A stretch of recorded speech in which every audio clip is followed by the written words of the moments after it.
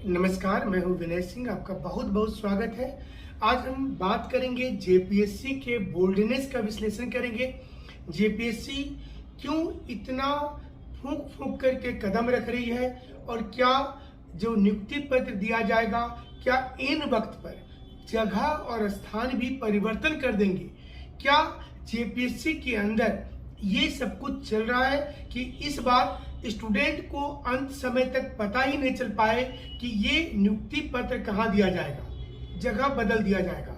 ये क्यों महत्वपूर्ण हो जाता है? महत्वपूर्ण इसलिए हो जाता है क्योंकि झारखंड में जेपीएससी एक प्रमुख संस्था है, लेकिन अभी तक आपने नंबर नहीं बताया और जिन लोगों का सिलेक्शन नहीं हुआ और जिनका सिलेक्शन हो गया, दोनों को ये जानने का अधिकार है कि उनका अंतिम मार्क्स क्या आया है, उनका कट ऑफ से कितना नीचे रह गया या फिर किन्हीं की रैंकिंग अच्छी क्यों नहीं आ पाई। ये उनको भी जानने का अधिकार है जिनका चयन हो चुका है और उनको भी जानने का अधिकार है जिनका चयन नहीं हुआ है। क्या इसके लिए अब हाईकोर्ट जाने की जरूरत है? और कहीं ऐसा तो नहीं कि हर छोटी छोटी बातों के लिए हाईकोर्ट जाना पड़े, तो फिर जेपीएससी को रखकर क्या फायदा?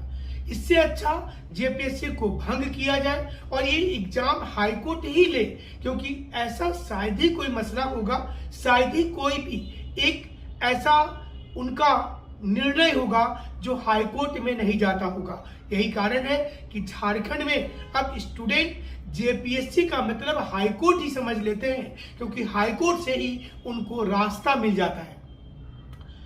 हम भी इन दिनों रांची में हैं और रांची में एक एक कदम जेपीएससी फूंक फूंक करके रख रही है।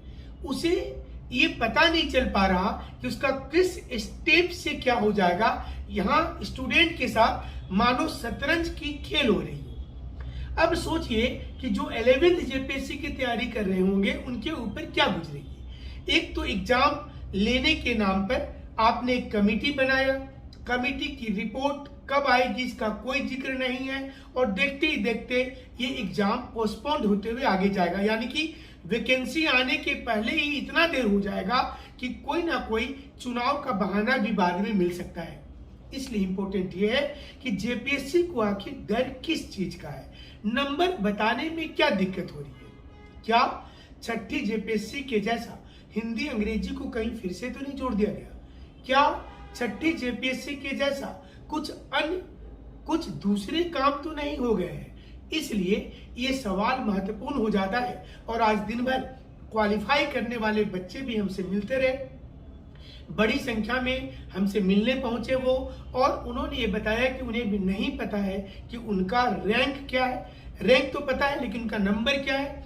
रैंक अच्छा है तो अच्छा क्यों है और खराब आया है तो खराब क्यों है। इतना जरूर पता है कि उन्हें अपॉइंटमेंट चिट्ठी दिया जाएगा, लेकिन इतना छुपकर सब कुछ क्यों करना?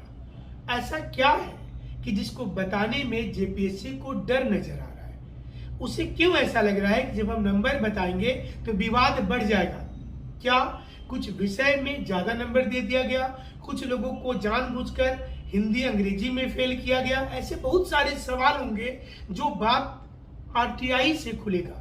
आरटीआई भी लग चुका है लेकिन अभी तक किसी को इसका जवाब नहीं भेजा गया है।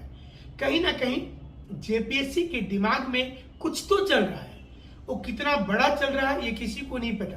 कभी कभी क्या होता है कि किस प्यादे का कहां पर यूज हो जाए और राजा को कब चित कर दे। यहाँ पर राजा जेपीएससी के जैसा है और वो प्यादा स्टूडेंट को समझ लेती है, लेकिन उसे समझना होगा कि स्टूडेंट जनतंत्र में राजा होता है। अगर स्टूडेंट उसके खिलाफ कंप्लेन करना शुरू करे, यूपीएससी में चला जाए, तो जेपीएससी की तानाशाही नहीं रह पाएगी। यही कारण है कि स्टूडेंट इस समय खुलकर तो नहीं बोल रहे, लेकिन उसे लगता है कि अंदर ही अंदर कुछ ना कुछ खिचड़ी पक रहा है। तो ये देखने वाली बात होगी कि क्या जेपीएससी इस पर निर्णय लेगी और क्या इसी प्रकार से चोरी छुपे 11वीं भी चलती रहेगी। ऐसा तो नहीं होगा कि वैकेंसी पब्लिश ही नहीं हो और लोगों को पता चले कि अपॉइंटमेंट की प्रोसेस शुरू हो गई है 11 जेपीएससी का। क्योंकि 7 जेपीएससी में एक चीज तो पता चल रहा है कि प्रारंभिक परीक्षा में गड़बड़ी हुई थी और ये सबके सामने भी आया। जब बहुत कुछ होने के बाद भी नहीं मानी जेपीएससी, तो ये मामला हाईकोर्ट में गया और हाईकोर्ट से सुनवाई हुई। लेकिन अब सवाल ये उठता है कि क्या यही चीज दूसरी स्थितियों में भी हो सकता है। इसलिए आप हमारे साथ में जुड़े रहिएगा, हम आपको पल पल की खबर बताएंगे। ज्यादा से ज्यादा बच्चे हमारे जो मार्गदर्शन था अलग अलग स्टेज में पास किए, हम उन तमाम लोगों को शुभकामना देते हैं।